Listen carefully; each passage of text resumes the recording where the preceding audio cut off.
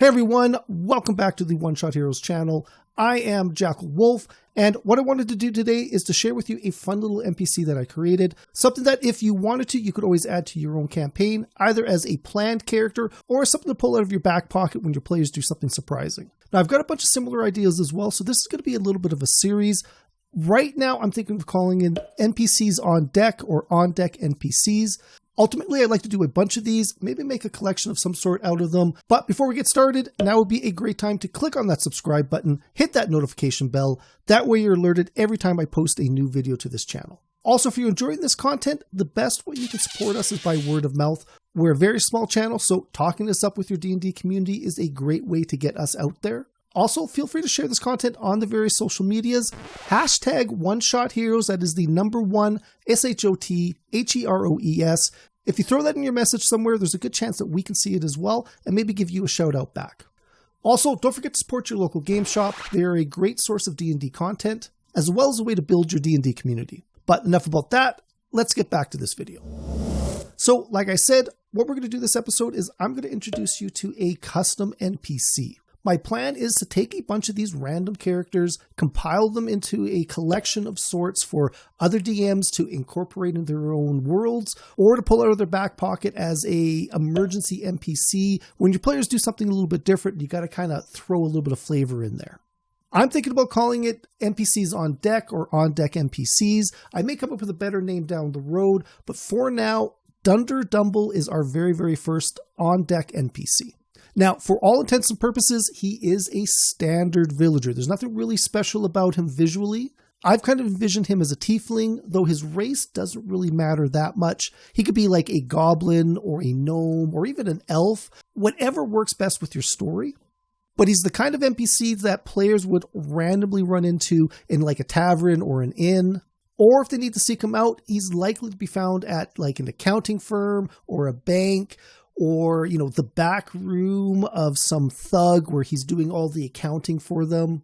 What makes Dunder Dumble an interesting character is that he's the most boring NPC in the world. And by that, I mean that any player that converses with him for more than 10 minutes at a time needs to make a DC 14 con save or suffer a level of temporary exhaustion. Now, by temporary exhaustion, I mean that this will go away after a reasonable amount of time, not a long rest, not a short rest. So that would, completely wipe it out. But an equal amount of time outside of conversation with him would restore that level of exhaustion. Now, where this character becomes fun is putting the players in a position where they're going to have to interact with him. So maybe he knows the location of the Goblin's lair. Maybe his boss is the big bad guy in town. And maybe the players have to capture him and bring him to the authorities because he knows all the deep down secrets of the whole organization. The worst thing you could probably do is put him in the same jail cell together where they're forced to interact with him for a long period of time. And of course, this can be scaled up by the DM depending on how they want to play this character. Obviously, 10 minutes at a time doesn't make a lot of sense if you're in jail with the guy, but maybe an hour, maybe every 4 hours. You can keep adding on those levels of exhaustion. I would cap it at level 4, but maybe you want to go all the way up to level 6. Level 6 is death. So, he could potentially talk somebody to death if you allowed him to as a DM.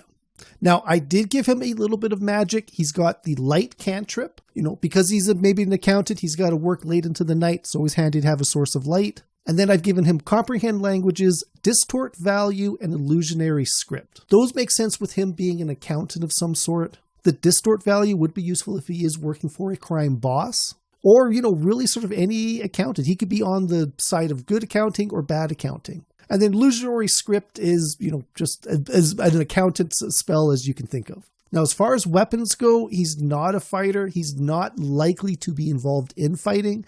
If he does have to defend himself, he's got his feather quill. I've kind of based it on a dart, but it's not a thrown weapon. It is a melee weapon. So 2 points of damage, 1d4. He does have a +2 to hit. He's probably pretty proficient with it. And then finally, Dunder does have advantage on saving throws against being charmed, and magic can't put him to sleep. This is something that as a DM, you can probably tweak yourself. I'm throwing it in there just so the players can't put him to sleep and, throw him in the back of a cart and bring him to wherever he's going to go. That Could be a perfectly legitimate way of going about it. Maybe they got to get a little bit more aggressive, tie him up, gag him a little bit just to keep him from talking. But there you go. There is the first NPC on deck, Dunder Dumble. Hopefully you guys enjoyed him. Let me know in the comments below if you like this character. Definitely let me know if you use him in a campaign setting or in an encounter somewhere. I would really love to hear what your players thought of him. But that's going to be it. I'll see you guys next time. Goodbye.